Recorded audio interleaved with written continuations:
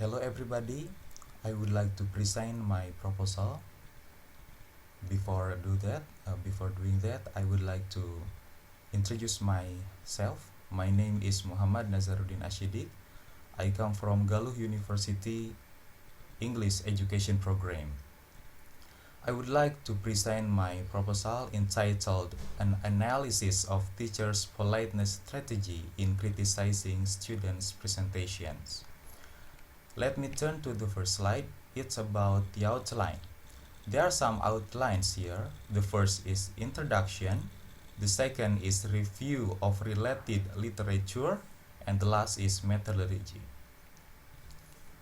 Okay, we start with introduction. Of course, we have a background of the study. Teacher is a model for students. His existence gives a strong effect to their life. It is generally believed that teachers' feedback has a big role in determining the student's assumption, whether it is a positive or negative assumptions. When teacher gives a feedback, the phenomenon of threats which potentially damages the self-esteem is not only the student, but also the teacher is undeniable. However, little concern has been given enough to the effect of how teachers delivers the feedback, especially criticism in feedback. Thus, in talking, teacher needs to use some strategies to overcome or avoid such threats, which are called politeness strategy, according to Brown and Levinson in 1987. Let's continue to the next slide. Of course, we have some questions of the research.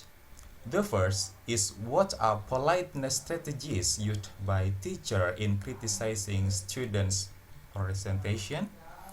The second is, what is politeness strategy dominantly used by teacher in criticizing students' presentation? And the third is, what are the teacher's intentions in using these politeness strategies in criticizing students' presentation? And of course, this question will answer by the purpose of the study. The purpose of this study, there are three main. The first is to find out kinds of politeness strategy which are used by teacher in criticizing students' presentation. The second is to find out the dominant politeness strategy used by teacher in criticizing students' presentation. And the last is to investigate teacher's intentions related to the politeness strategy which is the participant used in criticizing. And of course, my research have some related literature. It is the first is politeness strategy. According to Brown and Levinson in 1987, politeness is defined as redressive action taken to counterbalance to disruptive effect to face threatening acts, or VTS. Politeness is a system of interpersonal relation designed to facilitate interaction by human interaction by minimizing potential conflict and confrontation inherent in all human interchange. According to Yule, in 1996, page 106. Based on the definition, the writer concludes that politeness strategy is an action of the speaker which consists of an appropriate word or praise that is stated to the hearer.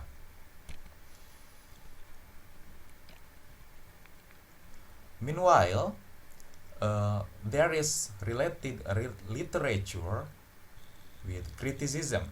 There are two sorts. The first is based on Sui, and the second is Reikinen. The first from Sui in 1994, page 143.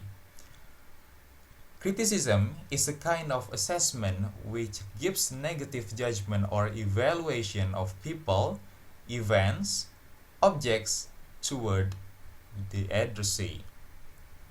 And the second, from Reikkonen in 2009, page 18. He defines that criticism is an act that may cause face-threatening act because it establishes negative evaluation to the hearer.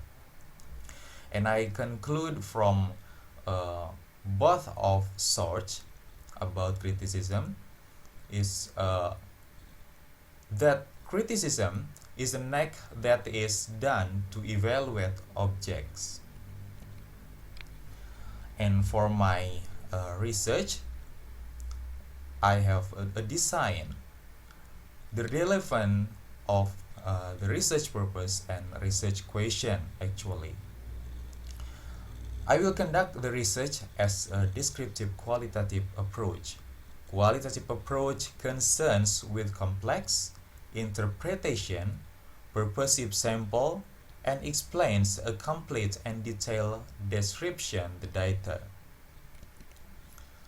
And the participant of my research, actually in my methodology, is an English teacher in Wan Banjar. To establish the sample of the study, I will utilize purposive sampling technique. Therefore, to get the data, the writer will employ an English teacher as samples of the study. Okay, I would like to explain about the technique of data collection. Firstly, in collecting the data, I will divide the study into two steps. The first is observation, and the second is the interview to an English teacher. And I will record the learning process and transcribe the data into word form so that all about the data I can collect. And then about data analysis. The data that will be analyzed in descriptive qualitative approach by generalizing and interpreting the data which is obtained from the observation and the interview. And last, it's all about my proposal, and I hope I can do everything about my research. Thank you for your attention. Goodbye.